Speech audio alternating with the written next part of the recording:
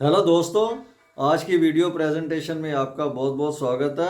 आज English speaking course day 5 में हम चर्चा करेंगे टेंसेस के बारे में।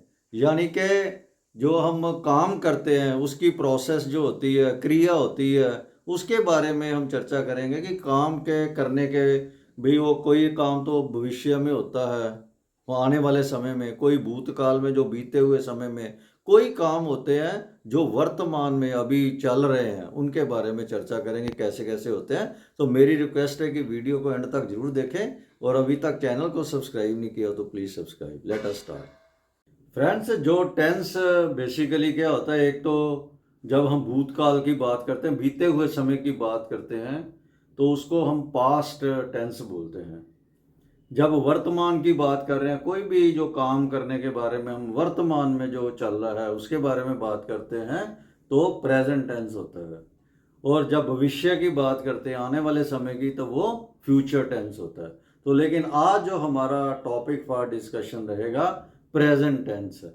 तो दोस्तों, एक चीज़ ध्यान रखना, मैंने एक बड़ी डिटेल वीडियो जो A to Z of tenses है उस वो डाली हुई है, उसका मैं लिंक इसमें भी डाल दूंगा, इस वीडियो में भी, तो आप वहाँ से भी उसके बारे में डिटेल में देख सकते हैं। यहाँ हम ब्रीफली डिस्कस करेंगे कि प्रेजेंट टेंस में बात करने के लिए, मतलब जो अभी बातें चल रही है उनको कैसे कर सकते हैं हम।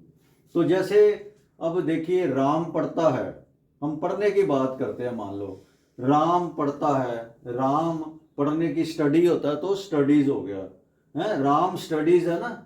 तो यहाँ पे पढ़ता है बात है, ये प्रेजेंट इंडेफिनिट टेंस होता है। किसी में भी खाता है, पीता है, जाता है, कोई भी हो तो ये इसको प्रेजेंट इंडेफिनिट टेंस में होता है। राम इज स्टडिंग, राम पढ़ रहा है। तो यहाँ पे काम अभी बात करते करते वो काम चल रहा है, हम बात कर रहे हैं, मान लो, तो अभी वो काम, पढ़ने का काम वो है, वो अभी जारी है, राम के पढ़ने का काम। तो इसको, क्योंकि कंटिन्यूस है, इसको कहते हैं प्रेजेंट कंटिन्यू, मतलब कंटिन्यूस का मतलब काम अभी जारी है। अभी आगे राम हैज स्टडीड, राम ने पढ़ लिया है, मतलब अभी अभी पढ़ लिया है, खत्म किया है पढ़ने का काम। तो इसको क्योंकि प्रेजेंट परफेक्ट टेंस बोलते हैं, क्योंकि परफेक्ट का मतलब बिल्कुल खत्म हो गया है, कंप्लीट हो गया। अब अगला देखो, Ram has been studying since morning, Ram सुबह से पढ़ रहा है। तो यहाँ पे मतलब वो पढ़ रहे, पढ़ने का काम चल रहा है, लेकिन साथ में टाइम भी दिया है कि वो सुबह से पढ़ रहा है, या दोपहर से हो सकता है, 2 साल से कोई काम हो रहा होता है, इस तरह से जब आता है तो उसको हम बोलते हैं प्रेजेंट परफेक्ट कंटिन्यूस टेंस। अब देखिए इसमें क्या फर्क है, राम पढ़ रहा है, ये तो हो गया प्रेजेंट कंटिन्यूस। राम सुबह से पढ़ रहा है, यहां पे सिर्फ सुबह से लगा, तो टेंस बन गया प्रेजेंट परफेक्ट कंटिन्यूस। ये आपने ध्यान रखना। इसके बारे में अभी कैसे कैसे वो सेंटेंस एक्चुअली बनते हैं बोलचाल की भाषा में, वो हम अगली स्लाइड में डिस्कस करेंगे।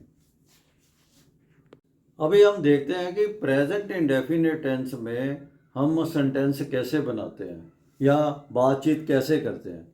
तो इसमें इंपॉर्टेंट बात क्या है, जब दो व्यक्ति मिलते हैं, यहाँ मैंने जैसे पहले भी बोला कि प्रेजेंट इंडेफिनिट में वो होता है, यहाँ पे ता है, ती है, ते है की बात करते हैं। अभी हम प्रैक्टिकली देखते हैं कि दो व्यक्ति मिले हैं, मनीष और राम। तो क्या होता है नॉर्मली, प्रश्न, एक प्रश्न करता है, दूसरा आंसर देता है, वो कैसे हो, वो कैसा है, क्या, मतलब इस तरह की गुफ्तगू चलती है। तो यहाँ प्रेजेंट इंडेफिनेट टेंस की बात हो तो वहाँ पे हम डू और डज का प्रयोग करते हैं। डज का प्रयोग करते हैं जो होता है ना, ही, शी, इट, वह वगैरह, तो या किसी नाम के साथ डज का प्रयोग करते हैं। बाकी सब के साथ हम डू का प्रयोग करते हैं। वो सेंटेंसों में हम देखते हैं किस तरह से डू और डज का प्रयोग होता है। तो जैसे देखो, मनीष ने पूछा राम से जब वो मिले, क्या तुम अंग्रेजी पढ़ते हो? तो इंग्लिश में कैसे पूछना है, क्या तुम अंग्रेजी पढ़ते हो? हिंदी में तो हमें पता ही है कैसे जवाब देना है, इंग्लिश में उसको कैसे प्रश्न पूछना है। मनीष ने पूछा, डू यू स्टडी इंग्लिश? तो यहाँ पे यू की बात है ना, आप या तुम, तो यू है, यू के साथ डू आया। Do you study English? Ram ने आंसर दिया हाँ। तो इंग्लिश में कैसे? यस आई डू, हाँ मैं पढ़ता हूं। इंग्लिश में इस तरह से यस आई डू, ये दोबारा उसको बोलने की जरूरत नहीं होती yes I study English, yes I do, क्योंकि प्रश्न के हिसाब से ही answer. Do you study English, क्या तुम इंग्लिश पढ़ते हो? तो राम ने कहा यस, हाँ मैं पढ़ता हूं। अच्छा फिर देखो, मनीष ने पूछा क्या लता तुम्हारे घर आती है? डज, अब लता क्या है कि कोई नाम है, मैंने बोला ना नाम के साथ डज आना है। Does Lata come to your house? क्या लता तुम्हारे घर आती है? राम ने जवाब दिया हाँ वह कभी कभी आती है।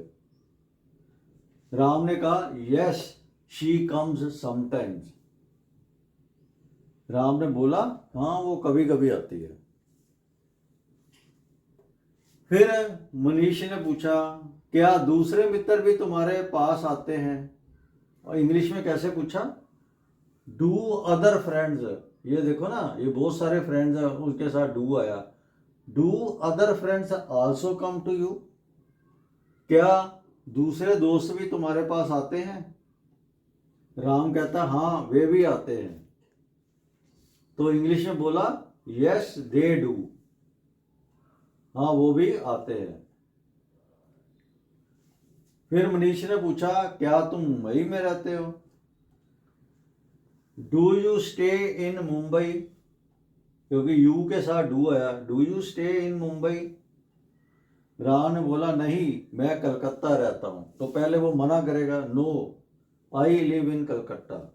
अगर ये होता हाँ मैं मुंबई रहता हूं तो आता yes I live in Mumbai. तो यहाँ पे पहले नो कहा, no I live in Calcutta. इसमें एक चीज ध्यान रखना, ये डू और डस का प्रयोग जो होता है ना, ये बेसिकली होता है नाम वाले नकारात्मक और प्रश्न वाले इंटेरोगेटिव सेंटेंस। ये सारे प्रश्न आंसर ही हो रहे हैं ना, तभी आ रहा है। अगर नॉर्मल होता तो फिर वैसे ही आता, वर्ब सिंपल लगती कि स्टडी का स्टडी आ जाता, उसके साथ डू वगैरह कुछ नहीं आता।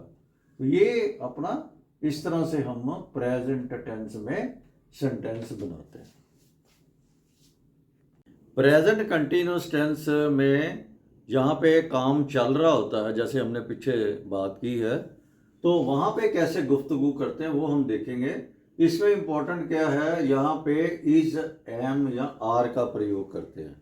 यहाँ पे मतलब इज जो लगता है वो ही के साथ, शी के साथ, इट के साथ या किसी नाम के साथ। एम लगता है आई के साथ, बाकी सबके साथ लगता है आर। तो कैसे गुफ्तगू होती है ये हम देखेंगे इसमें, कैसे हम इंग्लिश बोलते हैं। तो जैसे रमेश और राम दोनों मिले, रमेश ने हिंदी में जैसे उससे पूछा क्या रीना किताब पढ़ रही है, तो इंग्लिश में कैसे बोलेंगे? Is Reena reading a book? ठीक है, क्योंकि ये रीना है, रीना के साथ आएगा इज, है ना, किसी नाम के साथ इज आएगा। Is Reena reading a book? Ram कहता है नहीं वह फिल्म देख रही है। तो नो, पहले तो नहीं का नो आया, फिर वह फिल्म देख रही है। शी इज, शी के साथ भी इज लगना है। She is watching A movie, वो एक फिल्म देख रही है। फिर से रमेश पूछता है क्या तुम बाजार नहीं जा रहे हो? इंग्लिश में are you not going to market? You के साथ आर लगना है ना, मैंने बोला एम आई के साथ, बाकी इज जो लगना है ही शी इट के साथ, तो बाकी सबके साथ आर। तो यहाँ पे यू के साथ आर आएगा। जब भी प्रश्न पूछते हैं इज एम आर सबसे पहले आता है। Are you not going to market? Ram कहता नहीं मैं नहीं जा रहा। Ram no I am not, यहाँ पे आई एम नॉट तक छोड़ सकते हैं, इसका मतलब ये होता है I am not going to market. Full sentence बोलने की ज़रूरत नहीं होती जब हम बातचीत करते हैं। फुल वो क्योंकि बात ही उसके बारे में कर रहा है कि क्या are you not going to market, क्या तुम बाजार नहीं आ रहे? नहीं, मैं नहीं आ रहा। वो उसको आई एम नॉट तक भी ख़त्म करते हैं। अब देखो यहाँ पे आई के साथ मैंने बोला था ना एम आना, तो यहाँ एम आ गया। फिर से रमेश उससे पूछता है क्या तुम्हारा भाई किसी परीक्षा की तैयारी कर रहा है?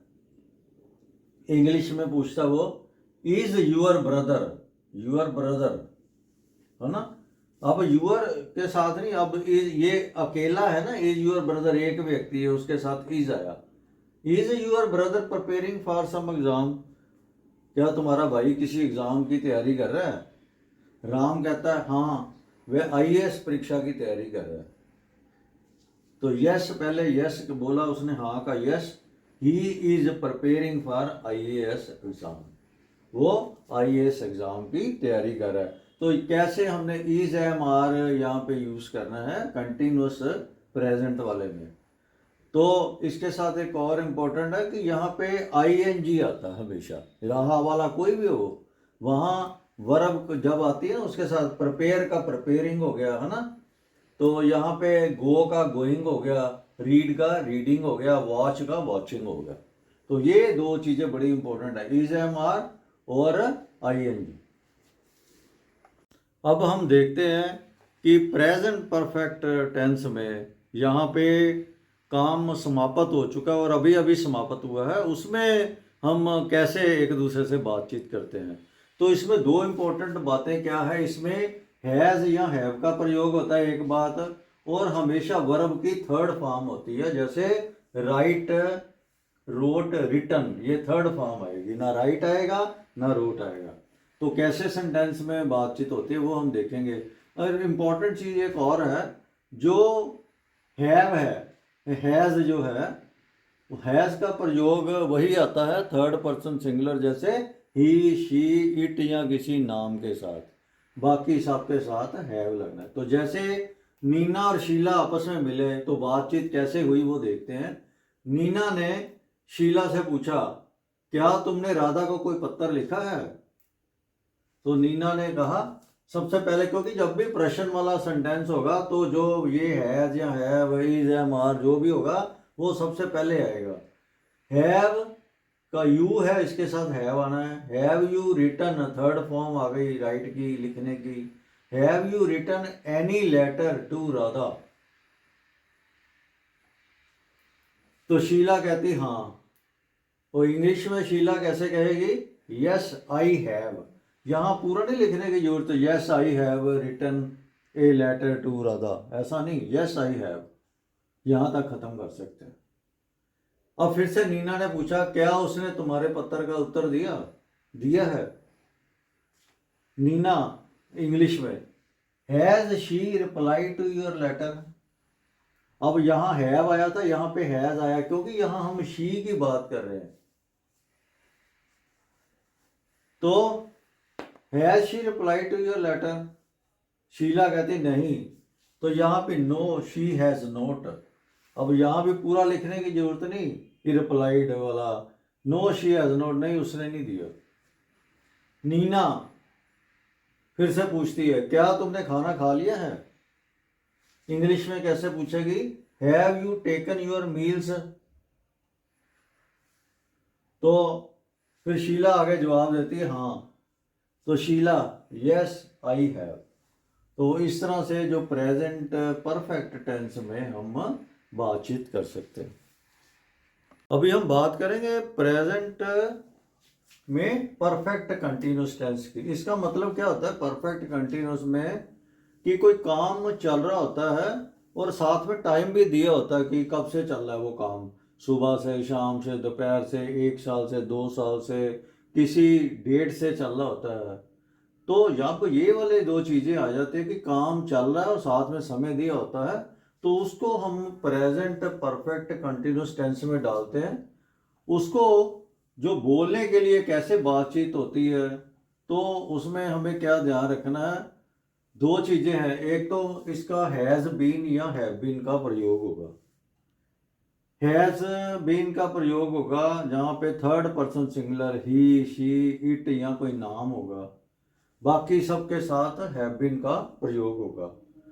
और इसमें वर्ब की फर्स्ट फॉर्म के साथ आईएनजी लगना है। ये दो इम्पोर्टेंट बातें हैं इसमें। और साथ में ये है कि जिस समय से काम चल रहा है ना वो भी लिखना है हमने। यहाँ सिंस होता है या फार होता है।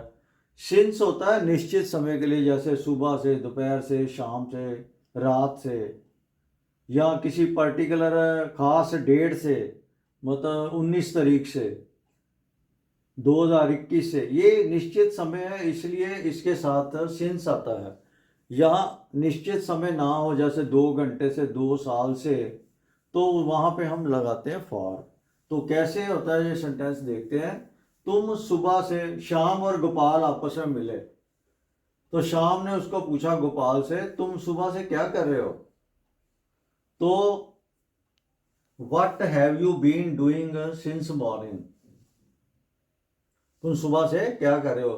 अब ये देखो हैव बीन आ गया, व्हाट हैव यू बीन, फिर वर्ब की फर्स्ट फॉर्म के साथ आईएनजी, फिर यहाँ पे सिंस आ गया, फिर मॉर्निंग आ गया।